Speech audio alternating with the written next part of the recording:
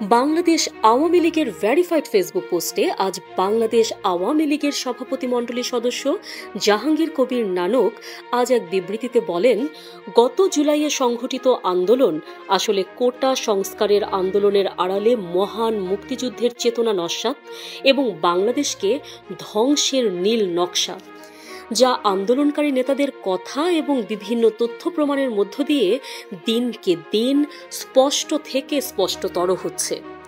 নানক তার দেয়া বিবৃতিতে বলেন, একজন সমন্বয়ক অকপটে স্বীকার করল, যদি মেট্রো রেলে আগুন দেওয়া না হতো, পুলিশ মারা না হতো, তাহলে এত সহজে বিপ্লব অর্জিত হতো না। তাদের তথাকথিত বিপ্লব ছিল একটি নির্বাচিত সরকারকে ক্ষমতা থেকে উৎখাত করা। তাদের তথাকথিত বিপ্লব দেশের মানুষের জীবনে ইতিবাচক কোনো পরিবর্তন আনতে পারেনি, বরং সব দিক থেকে দুর্বিষহ করে তুলেছে। তিনি বলেন, জননেত্রী শেখ হাসিনা তখনই বলেছিলেন, বাংলাদেশের উন্নয়ন, অগ্রগতি ও অর্জনকে ধ্বংসের জন্য দেশ বিরোধী চক্র বিভিন্ন সন্ত্রাসী ও উগ্র জঙ্গিবাদী সংগঠনের সঙ্গে আঁতাত করে এটা করছে।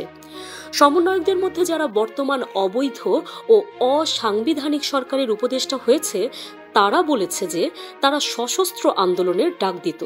এ থেকে স্পষ্ট বোঝা যায়, বিভিন্ন সন্ত্রাসবাদী ও উগ্র জঙ্গিবাদী সংগঠনকে সাথে নিয়ে তারা মাঠে নেমেছিল। তাদের অস্ত্রের মজুদ ছিল এবং তা দিয়ে হত্যাকাণ্ড সংঘটিত করেছে।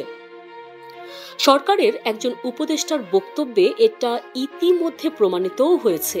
সেই উপদেষ্টা বলেছিলেন, আহতদের শরীরে 7.62 বুলেটের চিহ্ন, যা আমাদের পুলিশ বাহিনী সহ অন্য কোনো বাহিনীর সদস্যরা ব্যবহার করে না। বিবৃতিতে তিনি বলেন, ক্ষমতা দখলের জন্য তারা রাষ্ট্রীয় গুরুত্বপূর্ণ স্থাপনাসমূহে অগ্নিসংযোগ করেছে, হাজার হাজার পুলিশ হত্যা করেছে এবং থানা লুট করে পুলিশের অস্ত্র ছিনিয়ে নিয়েছে। লুট করা সেসব অস্ত্র কোথায়?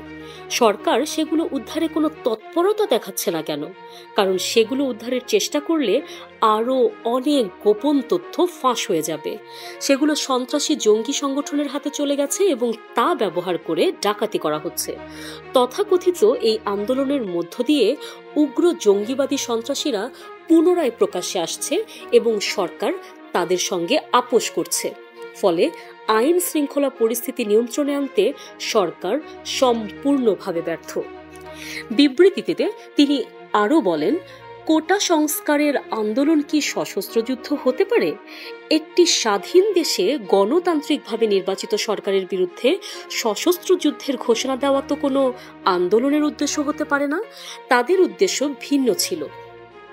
নানক বলেন, বঙ্গবন্ধু কন্যা শেখ হাসিনা তাদের হীন ও ঘৃণ্য উদ্দেশ্য বুঝতে পেরে বলেছিলেন যে তিনি কোনো হতাহত চাননি এবং তিনি লাশের ওপর দাঁড়িয়ে ক্ষমতায় থাকতে চাননি। এখন ষড়যন্ত্রকারীদের সুগভীর পরিকল্পনা একের পর এক ফাঁস হচ্ছে।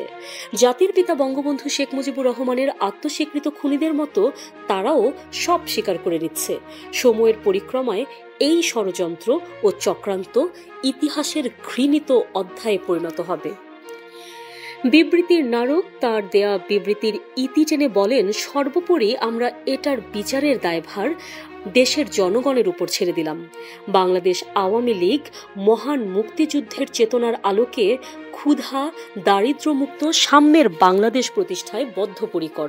মহান মুক্তিযুদ্ধের আকাঙ্ক্ষার বাংলাদেশ পুনঃপ্রতিষ্ঠায় সচেতন দেশবাসীর সোচ্চার হওয়ার কোনো বিকল্প নেই।